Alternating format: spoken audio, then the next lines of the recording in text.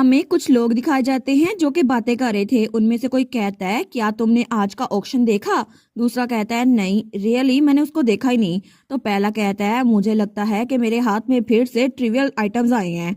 दूसरा कहता है अच्छा लेकिन मैंने सुना था इस बार भी उन्होंने कोई जमीन खरीदी है, पता नहीं वो इसका क्या करेगी। तो पहले वाला कहता है उन्होंने क्या मतलब, तुम किसको रेफर कर रहे हो, वैसे भी मैं पहली बार इस ऑक्शन को अटेंड कर रहा हूँ। तो वो कहता है तुमने अभी तक उसके बारे में सुना नहीं, एक लड़की है जो कि ओकेजनली मास्क पहन के आती है ऑक्शन में, लेकिन वो जो चीज भी खरीदती है ना, वो चाहे कोई बेकार से जमीन क्यों ना हो, लेकिन वहां से सोना मिलता है या फिर कोई यूजलेस ऑब्जेक्ट जिसको कोई और नहीं खरीदता, लेकिन जैसे वो लड़की उसको खरीदती है ना उसकी कीमत बहुत ज्यादा बढ़ जाती है। इसी वजह से मैं उसको रेफर कर रहा था। लेकिन तभी वहां पर एक रेड बालों वाली लड़की थी, तो तभी वो बग्गी में बैठती है, तो वो थी हमारी हीरोइन जिसने विग पहनी हुई थी। तो पीछे से बाहर वाले लोग वो बातें किए जा रहे थे, वो कहते हैं इसी वजह से तो हम इसे गोड्स हैंड कहते हैं। तो तब हमारी बेटी असलान वो 16 साल की हो चुकी थी, तो उसके सामने शक्रांते बैठी थी। वो कहती है आपने आज भी अच्छा काम किया माई लेडी। तो हमारी बेटी कहती है थैंक यू सो मच मेरे साथ आने के लिए शक्रांते। वो कहती है कोई बात नहीं, वैसे भी आपने जो आज जमीन खरीदी है क्या उसका कोई फायदा होने वाला है।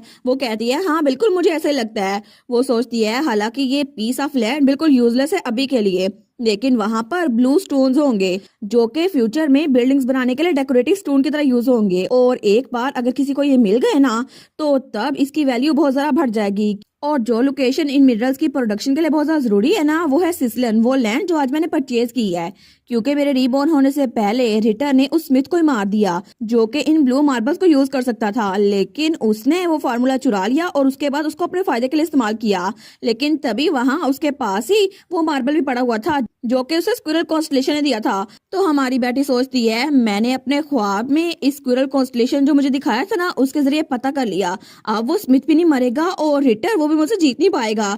इसकी वजह से मैं तो बहुत ज्यादा खुश हूँ क्योंकि हम लोग अब वेलफेयर बजट को बहुत ज्यादा रेस कर सकते हैं। लेकिन वो तो बड़ी खुश थी, वो सोचती है अब तो फिर रिटर बहुत ज्यादा परेशान होगा ना कि नॉर्थ ने फिर से तरक्की कर ली है, लेकिन मैं तो उसका चेहरा देखना चाहती हूँ। तो शक्रांते उसको हंसते हुए देखकर सोचती है पता नहीं लेडी बेटी क्या सोच रही है, लेकिन जब भी वो ऐसे हंसती है ना तो बिल्कुल किसी विलन की तरह लगती है, लेकिन फिर भी क्यूट है। तो तभी हमारी बेटी की बग्गी वो गोल्डन अकाउंट गेट के सामने से गुजर रही थी। तो बेटी कहती है आज भी बहुत सारे लोग आए ना गोल्डन अकाउंट पे, हालांकि स्टोर क्लोज होने का टाइम हो गया है। तो शक्रांते कहती है बिल्कुल सुबह से लेकर शाम तक यहाँ कस्टमर भरे रहते हैं, और वैसे भी जो न्यू प्रोडक्ट वेन ने बनाया है ना वो बहुत ज्यादा पॉपुलर हो रहा है, और इसीलिए सुबह से लेकर अभी तक बहुत लंबी लाइन है।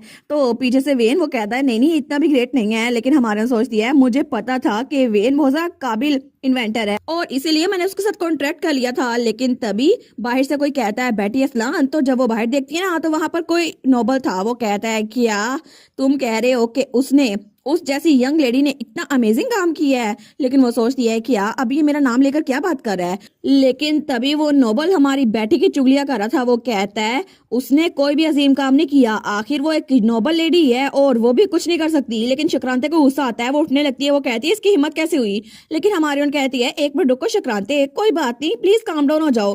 तो शक्रांते कहती है लेकिन अगर इसके बारे में ड्यूक को पता चल गया तो वो इनको छोड़ेगा नहीं। लेकिन तभी बाहर से कोई कहता है ओए जरा जुबान संभाल के बात करो, तुम लेडी बेटी की बात कर रहे हो। दूसरा भी कहता है बिल्कुल तुम्हें नहीं कोई आइडिया कि वो कितनी रिमार्केबल इंडिविजुअल है, और तुम नॉर्थ से नहीं हो ना इसी वजह से तुम कैपिटल से हो है ना। तो हमारी बेटी कहती है क्या ये लोग मेरी साइड ले रहे हैं।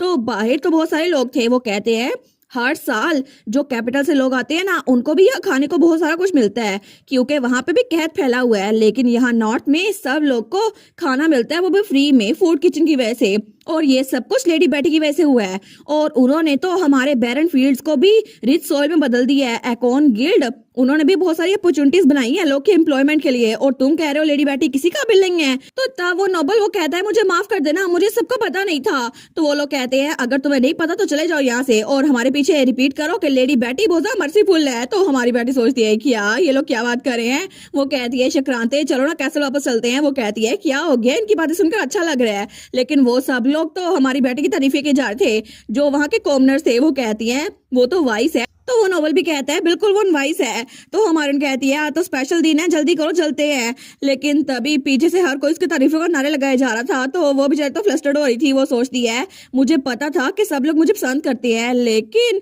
कभी कभार तो ये बहुत ज्यादा ओवरवेलमिंग हो जाता है। और तब थोड़ी देर बाद हमें उनका महल दिखा जाता है। जब उनकी बग्गी वहां पहुंच चुकी थी तो तब उतरने लगती है। वो कहती है चलो मैं टाइम पे आ तो गई। तो वहां पे ड्यूक और उसका भाई कालीतूस थे। वो कहते हैं तुम आ गई। लेकिन तब कालीतूस वो भी बड़ा हो चुका था और वो 23 साल का था और ड्यूक वो 41 साल के थे। तो दोनों कहते हैं अंदर जाओ और तैयारी करो क्योंकि आज तुम्हारे लिए स्पेशल दिन है। तो उसका भाई भी कहता है जल्दी करो बुशी टेल, लेट ना हो जाना। तो वो अपने भाई के पास आती है और अपने डैड के पास वो कहती है मुझे माफ कर दे, मैं अभी जल्दी से रेडी होके आती हूँ। तो उसका डैड कहता है कोई बात नहीं, इतनी भी जल्दी नहीं है, तुम आराम से तैयारी कर लो। तो उसका भाई भी कहता है बिल्कुल जाओ और कुछ शानदार सा पहन लो, ठीक है, क्योंकि आज तुम्हारी अपॉइंटमेंट सेरेमनी है ना। और वो अपनी बहन के पीछे आ गया था। तो हमारे सोचती है मेरी अपॉइंटमेंट सेरेमनी, बिल्कुल, क्योंकि आज आज मैं हेड ऑफ द फैमिली बनने वाली हूँ। और तब थोड़ी देर बाद हमारी बेटी वो तो बिल्कुल प्रिंसेस लग रही थी और उसके सर पे ताज भी था। तो ड्यूक कहता है मैं लियोनहार्ड डी एस्लान, मैं बेटी एल एस्लान को फ्यूचर सक्सेसर के तौर पर नॉमिनेट करता हूँ और अब से हेड ऑफ द हाउस की पोजीशन बेटी एल एस्लान की है। तो सब लोग वहाँ क्लैपिंग करते हैं। तो ड्यूक उसको छड़ी देते हुए कहता है ठीक है, तो अब से आप हेड ऑफ द हाउस है। तो सब लोग कहते हैं वाह, उन्होंने तो बहुत ज्यादा कमरिश की है ना, वो भी इतनी छोटी सी एज में, लेकिन वो सच में इतनी काबिल है। तो दूसरा कहता है वहां पर देखो वो भी तो ड्यूक के डायरेक्ट डिसेंडेंट है ना, लेकिन क्या ये ठीक रहेगा कि बड़े भाई की होते हुए, वो भी एक मेल सक्सेसर के होते हुए, फीमेल सक्सेसर जो कि छोटी बहन है, उसको ये हेड ऑफ द हाउस बना दिया जाए। तो वो लड़कियां कहती है लेकिन तुमने सुना नहीं कि लॉर्ड कालीतूस ने खुद अपना राइट इनहेरिट का वो छोड़ दिया, क्योंकि पूरे एम्पायर में वो तो बहुत ज्यादा मशहूर है, क्योंकि वो अपनी छोटी बहन के लिए बहुत सारे अफेक्शन दिखाते हैं। लेकिन तब ड्यूक कहता है अब आगे आओ लाइन लीडर, और आगे आके अपने नेक्स्ट लीडर को लॉयल्टी स्वेयर करो। तो तब कालीतूस आगे आता है और कहता है बेटी एल एस्लान, मैं प्रॉमिस करता हूँ कि मैं अपनी तलवार हमेशा आपको सर्व करने के लिए उठाऊंगा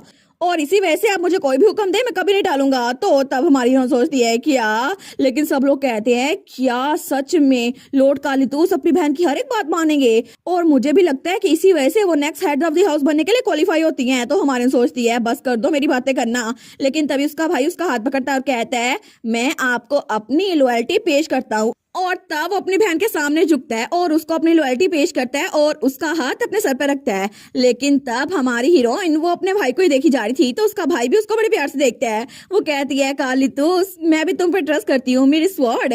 और थोड़ी देर बाद वहां पे पार्टी ऑफिशियली शुरू हो चुकी थी और सब लोग डांस कर रहे थे, लेकिन बेटी एक साइड पे खड़ी हुई थी। तो वहां पर दो लड़के आते हैं, वो कहते हैं एक्सक्यूज मी माय लेडी। दूसरा कहता है बिल्कुल, कि हम आपके साथ डांस कर सकते हैं। लेकिन तभी ड्यूक और कालीतूस उन दोनों के आगे आ जाते हैं। वो कहते हैं क्या तुम्हें मेरे साथ डांस करना है। तो कालीतूस भी कहता है ओए मैं तुम्हारा पार्टनर बनता हूँ, मेरी बहन के करीब मत जाना। तो वो लोग कहते हैं हमें माफ कर दें और ग्रेस।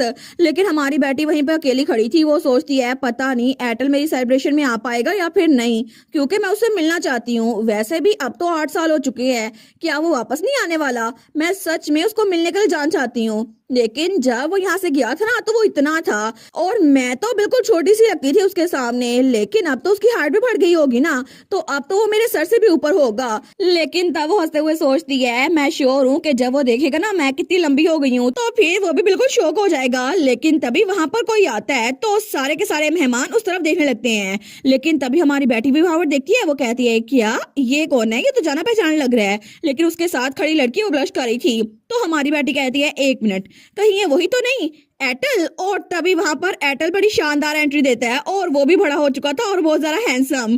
तो तब हमारी बेटी वहां से भागती हुई एटल के पास जाती है। वो सोचती है मुझे लगा था कि मैं उसको पहचान लूंगी और मैं पॉजिटिव थी ये वही है। तो वो जल्दी से जाके एटल गले लगाते हुए कहती है एटल तुम वापस आ गए। तो एटल बेचारा तो ब्लश करने लग गया था और उसका दिल धड़क रहा था। वो कहता है स्टार बहुत दिनों बाद मिले। लेकिन वो कहती है एटल मैं तुम्हें बड़ा मिस किया, बड़े लंबे अरसे बाद मिल रहे हैं। लेकिन वो कहता है मुझे माफ कर देना मैं लेट हूँ। वो सोचती है कि यार लेकिन एटल इतना लंबा कैसे हो गया, और ये तो मुझसे भी ज्यादा लंबा हो गया है। लेकिन एटल बेचारा तो ब्लश किया जा रहा था। वो सोचती है ना सिर्फ ये लंबा हुआ है बल्कि इसका हाथ और इसके शोल्डर भी मुझसे बड़े हैं और ये तो बिल्कुल एक अडल्ट लग रहा है। तो तब वो सोचती है मुझे लगता है कि अब एटल मेरे साथ वैसे बिहेव नहीं करेगा जैसे हम छोटे थे ना तब बिहेव करते थे। लेकिन तभी वो कहता है स्टार। वो कहती है हाँ क्या हुआ। तो वो उसका हाथ पकड़ता है और कहता है क्या आप अपना पहला डांस मेरे साथ करना चाहेंगी, और उसके हाथ पे किस करता है। तो हमारी बेटी तो हैरान होकर उसको देखती है। तो तब एटल उसको देखकर स्माइल करता है, लेकिन बेटी वो स्माइल करते हुए कहती है बिल्कुल मैं अलाउ करती हूँ। और उसके बाद पीछे ड्यूक और कालीतूस तो गुस्से में आ गए थे। वो कहते हैं वो नेस्टी रेप्टाइल। तो कालीतूस कहता है मुझे छोड़ो, अभी मैं उसको जान से मार के आता हूँ। लेकिन फ्रेडिक उनको रोके हुए था। वो कहता है प्लीज काम डाउन, लेडी बेटी को भी डांस करने देना। लेकिन हमारून कहती है एटल ये मेरा पहला डांस होने वाला, मुझे नहीं पता अगर मैं तुम्हारे पाँव पे पैर रख दूं तो। वो कहता है कोई बात नहीं, वैसे भी कोई फर्क नहीं पड़ता, तुम जितना चाहो मेरे पाँव पे पैर रख सकती हो। और तब वो उसके साथ डांस स्टार्ट करता है। वो कहता है वैसे भी हमें डांस पे फोकस करना चाहिए क्योंकि आज बहुत ज्यादा मजा आने वाला है। लेकिन तभी दोनों स्माइल करते हैं और कितने क्यूट लग रहे थे। लेकिन थोड़ी देर बाद उन्होंने डांस खत्म कर लिया था। तो हमारी बेटी कहती है एटल मुझे कोई आइडिया नहीं था कि डांसिंग में भी इतना मजा आता है, ये तो बहुत अमेजिंग था। वो कहता है मुझे ये सुनकर बहुत अच्छा लगा कि तुम्हें मजा आया। लेकिन वो कहती है बाय द वे आखिर तुम सेलिब्रेशन में आ कैसे पाए? तुमने अपने लास्ट लेटर में तो लिखा था कि तुमने पायरेट्स को हरा दिया है, लेकिन मुझे लगा था कि तुम्हें पहले कैपिटल जाना पड़ेगा। वो कहता है वेल, तो हमारी बेटी सोचती है क्या? वो कहता है तुमसे ज्यादा कुछ भी इम्पोर्टेंट नहीं है मेरे लिए, इसलिए मैं सीधा तुम्हारे पास आ गया। और उसकी लिट पीछे करता है। लेकिन हमारी कहती है एक मिनट, क्या तुमने अपनी सारी ड्यूटीज को छोड़ दिया और सीधा मेरे पास आ गए? तुम ऐसा तो नहीं कर सकते ना। और उसको क्यूट से मुक्के मारी जा रही थी। वो कहता है लेकिन ये बात तो सच है ना। वो कहता है स्टार क्या तुम एक सेकंड के लिए पीछे मुड़ोगी? वो कहती है अच्छा लेकिन क्यों? तो एडल कहता है मेरे पास तुम्हारे लिए कुछ है, कम ऑन। तो वो पीछे होती है। वो कहती है लेकिन हर साल मेरी बर्थडे पे तुम गिफ्ट भेजते तो रहते हो। वो कहता है एक मिनट रुको ना, मैं अभी इसको तुम्हें पहनाता हूँ। लेकिन तब वो उसको एक नेकलेस पहनाता है। तो हमारी सोचती है वाओ ये फिर से मेरे लिए गिफ्ट लेकर आया, लेकिन मुझे ये खुद नेकलेस पहना रहा है। लेकिन तब वो कहता है ये देखो हो गया, कांग्रेचुलेशन हाउस असलान की हेड बनने के लिए बेटी असलान। और तब हमारी हीरोइन की गर्दन में एक नेकलेस था जो कि ब्लू कलर का था। वो कहती है वाओ ये तो बिल्कुल ओशन की तरह लग रहा है, थैंक यू एटल। लेकिन तभी वहां पर कोई लड़की थी। वो कहती है क्या?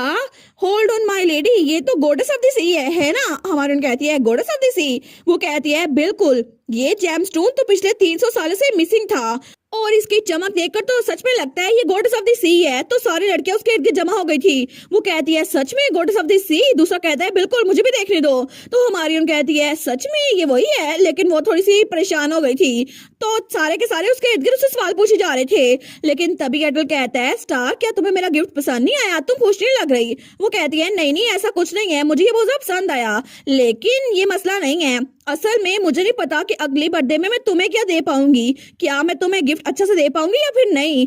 तो वो कहता है तुम्हें फिक्र करने की कोई जरूरत नहीं है, क्योंकि अगर तुम मेरी बर्थडे में मेरे साथ हुई ना तो ये सबसे ज्यादा बेस्ट गिफ्ट होगा। लेकिन तब हमारी और उसको घुरी जा रही थी। वो सोचती है देखो सही ये फिर से मुझसे फ्लर्ट कर रहा है। लेकिन तब वो कहती है एटल तुम बिल्कुल भी नहीं बदले। वो कहता है क्या मतलब, क्या मैं फिर से एक प्लेयर लग रहा हूँ? वो कहती है बिल्कुल, तुम तो एक कैसरोमा लग रहे हो जो लड़कियों को अपनी बातों के जाल में फंसाता है और फिर उनके साथ फ्लर्ट करता है। वो कहता है क्या? नहीं नहीं मैंने ऐसा कुछ नहीं किया, क्या मैं तुम्हें इतना शैलो लगता हूँ? वो कहती है वेल मैं ये बात तो नहीं कहूंगी कि तुम शैलो लगते हो। लेकिन तब उसके सर पे हाथ रखते हुए कहती है तुम तो बहुत ज्यादा काइंड और बड़े एक्सप्रेसिव हो इसी वजह से। और तब वो सवाल कर रही थी। लेकिन तभी वो सोचती है ओ नो मैंने बिना सोच समझे उसके सर पे हाथ रख दिया। वो कहती है मुझे माफ कर देना, मैंने इंटेंशनली ऐसा नहीं किया। मुझे लगा कि जब तुम स्नो स्टॉर्म के साथ होते थे ना तो इसी वजह से मैं ऐसा करती थी, इसी वजह से मैंने किया, मुझे माफ कर दो।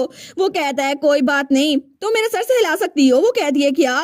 लेकिन तभी पीछे ड्यू का रहता है। वो कहता है बस बहुत हो गया। और कालीतूस भी आया था। वो कहता है मैं और बर्दाश्त नहीं कर सकता, ओए मेरी बुशी टेल से पीछे हो जाओ। तो तब ड्यूक कहता है मैंने बहुत ज्यादा बर्दाश्त कर लिया क्योंकि आज मेरी बेटी की अपॉइंटमेंट सेरेमनी थी, लेकिन मैं तुम्हें जान से मार डालूंगा। तो कालीतूस भी कहता है तुम लाइन क्रॉस कर रहे हो। लेकिन हमारी उन कहती है आप दोनों को रुकने की जरूरत है, उसे नहीं। तो वो दोनों कहते हैं क्या? तो बेटी कहती है आखिर आप बैटल के साथ इतना मीन कैसे हो सकते हैं? वो इतने लंबे सफर से वापस आया है और क्या आप मेरे दोस्त के साथ नाइस नहीं हो सकते? तो दोनों कहते हैं लेकिन हम तो, और दोनों बेचारे उदास हो गए थे। लेकिन हमारी कहती है एटल क्या तुम ठीक हो? और ड्यूक और कालीतूस ने तो मुंह बुला लिया था। लेकिन एटल कहता है मैं थोड़ा सा शौक हूँ, मुझे लगता है कि मुझे इसकी आदत हो जानी चाहिए थी, लेकिन फिक्र ना करो स्टार। तो वो दोनों कहते हैं क्या ये ड्रामे कर रहा है, इसको तो फोक्स होना चाहिए था, रेप्टाइल नहीं। लेकिन तब हमारी हीरोइन तो उसको चुप करवा रही थी। वो कहता है नहीं नहीं मैं ठीक हूँ। लेकिन तभी वहां पर कोई आता है। तो कालीतूस कहता है अब कौन आ गया? सेलिब्रेशन तो कंप्लीट होने वाली है, अब कौन आ गया? लेकिन तभी वहां पर कुछ नाइट्स आए थे जो कि रॉयल फैमिली के थे। वो कहता है नाइट्स?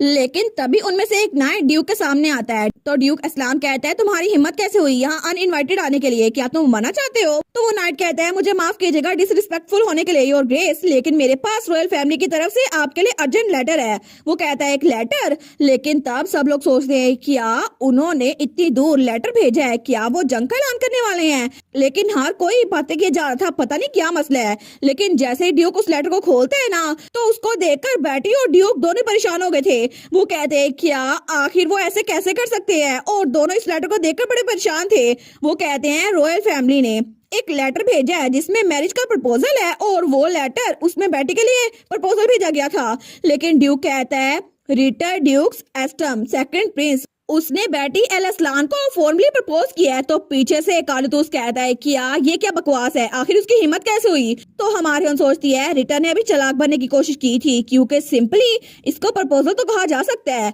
लेकिन ये बिल्कुल एक अनाउंसमेंट की तरह है। तो वहाँ पे वो लड़कियां कहती है सेकंड प्रिंस और लेडी बेटी, मुझे आइडिया नहीं था उनका इस तरह का रिलेशनशिप है। लेकिन वो दिल में सोचती है अब रॉयल फैमिली ने यहाँ पर मैरिज प्रपोजल भेजा है जो कि सबके सामने पड़ा गया है, लेकिन कोई भी फैमिली रॉयल फैमिली की तरफ से इस मैरिज प्रपोजल को मना नहीं करेगी, क्योंकि वो फैमिली पूरे एम्पायर की सबसे ज्यादा ताकतवर फैमिली है। लेकिन इसका मतलब है कि वो चाहते हैं कि मैं इस चांस को मिस ना करूं और रिटा से शादी कर लूं, लेकिन मैं कभी भी ऐसा नहीं करूंगी।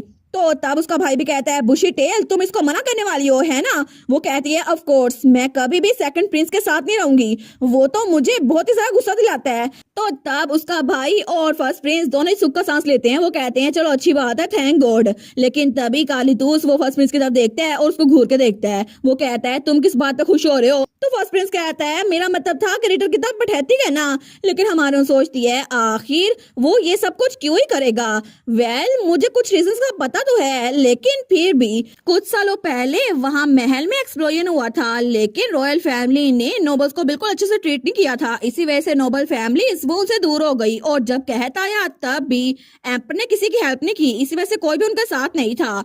तो मुझे लगता है कि शायद वो ये प्रपोजल भेजकर अपनी क्रम्बलिंग अथॉरिटी को बचाना चाहते हैं, लेकिन इसी वजह से उन्होंने हाउस इस्लाम की तरफ ये प्रपोजल भेजा। तो तब वो सोचती है लेकिन इससे काम नहीं बनेगा अगर मैंने मना कर दिया तो, और आखिर वो इतना रिस्क लेंगे क्यों जिससे उनको एम्बैरेसमेंट हो? तो तब वो सोचती है एक मिनट, कहीं उसको ये तो नहीं लगता कि मैं कभी भी उसके प्रपोजल को रिजेक्ट नहीं कर सकती? कितना एरोगेंट है ना वो। तो तब ड्यूक कहता है फ्रेडरिक नाइट्स को प्रिपेयर करो, हम अभी जाकर उनके खिलाफ जंग लड़ेंगे। आखिर उनकी हिम्मत कैसे हुई कि मेरी बेटी के लिए प्रपोजल भेजे? तो फ्रेडरिक कहता है जी और ग्रेस।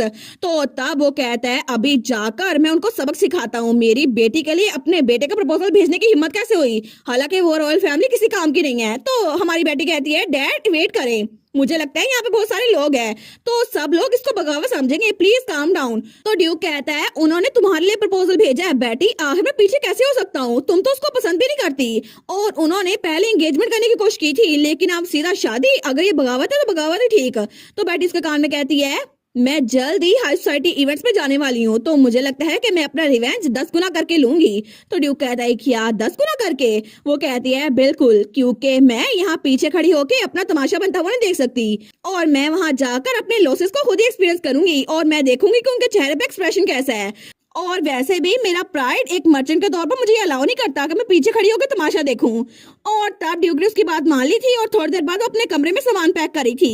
वो कहती है ठीक है, मुझे लगता है मैंने सब कुछ पैक कर लिया है, लेकिन तभी वहां पर वो ग्लोब भी चमक रहा था। वो सोचती है इसको तो मैं ले जाना ही भूल गई, मुझे लगता है कि मुझे इसको पकड़ना चाहिए और इसको भी लेके जाना चाहिए। लेकिन जैसे उसको पकड़ती है ना, तो वो ग्लो वो ट्विंकल करता है। वो कहती है क्या ये अचानक से रिएक्ट क्यों कर रहा है, क्या ये मुझे फिर से मेमोरीज दिखाने वाला है? लेकिन तभी उसको फिर से वही मेमोरीज नजर आती हैं, जहां पर ईंट गिर बादल गरज रहे थे और हर तरफ आग लगी हुई थी। वो कहती है क्या ये फिर से मुझे मेमोरीज दिखा रहा है, लेकिन मेरी मौत के बाद क्या ये सब कुछ अभी तक बंद नहीं हुआ? आखिर ये इतना फैमिलियर क्यों लग रहा है? और ये जगह तो बहुत ज्यादा जाने पे चलने लग रही है। लेकिन तभी उसका पाँव किस चीज से टकराता है। वो कहती है ये क्या है? तो वहां पे लायन का स्टैचू था। वो कहती है ये तो एक अबंडन जगह लग रही है, लेकिन कहीं ये मेरी डची तो नहीं, मेरे डैड का घर ड्यूक का कैसल? और वो सच में वही जगह थी। लेकिन तभी उसे आवाज आती है कार्ल, तो वो उसके डैड की आवाज थी। जब वो पीछे मुड़ के देखती है ना, तो वहां पे उसका डैड बहुत ज्यादा जख्मी था और उसका भाई भी।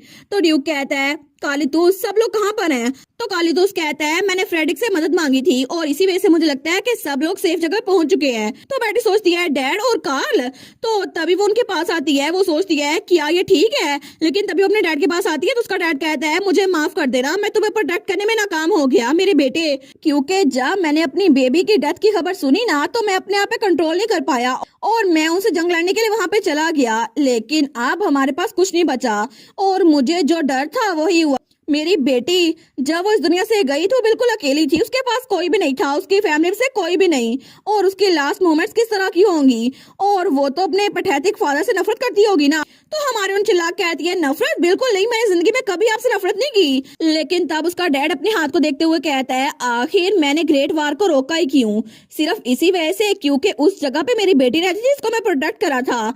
मैं तो एक बार फिर से अपनी बच्ची को प्रोटेक्ट करने में नाकाम हो गया और वो अब इस दुनिया में नहीं है, लेकिन मुझे माफ कर दो मेरी बेटी, मुझे सच में माफ कर दो, और अब कालीतूस में तुम्हें भी बचा नहीं सकता। तो हमारे कहती है आप माफी क्यों मांग रहे हैं डैड, प्लीज माफी मत मांगे। लेकिन तब उसका हाथ अपने डैड के आर पार हो जाता है। वो कहती है क्या मेरा हाथ आगे चला गया क्योंकि ये मेमोरीज हैं, लेकिन वो सोचती है आखिर प्रिजर्वेशन क्रिस्टल मुझे ये क्यों दिखा रहा है, क्या मेरे मरने के बाद ये सब कुछ हुआ था, मतलब डैड वो वापस आए थे क्योंकि उनको पता चला था कि मैं मर चुकी हूँ, लेकिन आखिर डैड और कालीतूस के साथ ये सब कुछ क्यों हो रहा है, मैं इनको ऐसे देख नहीं सकती, ये दोनों भी अब मर रहे हैं लेकिन इनकी जिंदगी वो आहिस्ता आहिस्ता करके खत्म हो रही है और इनकी बॉडीज वो जल्द ही कोल्ड बन जाएंगी। और तब वहां बैठी रो रही थी, लेकिन थोड़ी देर बाद वो वापस अपने कमरे में पहुंच चुकी थी और तब अपने कमरे में भी रोई जा रही थी।